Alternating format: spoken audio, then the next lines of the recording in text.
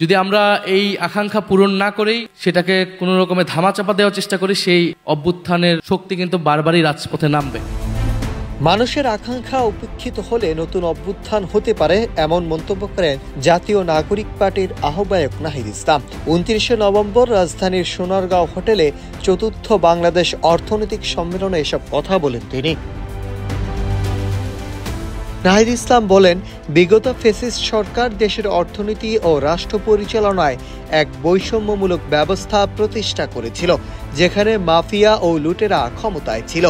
এর ফলে সাধারণ মানুষের মৌলিক অধিকার এবং আকাঙ্ক্ষা বারবার উপেক্ষিত হয়েছিল। কিন্তু সময়ের সঙ্গে সমাজের বৃহত্তর জনগণের মধ্যে সহযোগিতার সৃষ্টি হয়েছে, যার ফলস্বরূপ জুলাই অভ্যুত্থান সংগঠিত হয়। এটি ছিল একটি বৈষম্য বিরোধী আন্দোলন, যেখানে তরুণরা তাদের ন্যায্য পাওনা এবং আকাঙ্ক্ষা বাস্তবায়নের জন্য সংগ্রাম করেছিল।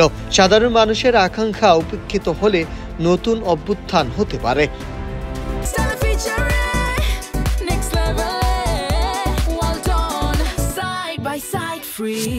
তিনি বলেন, এই আন্দোলন রাজনৈতিকভাবে গণঅভ্যুত্থান হিসাবে পরিগণিত হলেও এর পিছনে ছিল জনগণের সার্বিক উন্নতির জন্য একটি গভীর আকাঙ্ক্ষা। বর্তমানে দুটি বড় চ্যালেঞ্জ রয়েছে, একটি হলো কর্মসংস্থান সৃষ্টি এবং দ্বিতীয়টি হলো মেট্রোপলিটন শহরগুলো উঠতি মধ্যবিত্তের জীবন জীবিকার সুরাহা। স্বাস্থ্য, শিক্ষা এবং মৌলিক সেবার ন্যায্য চাহিদা পূরণ করা অপরিহার্য।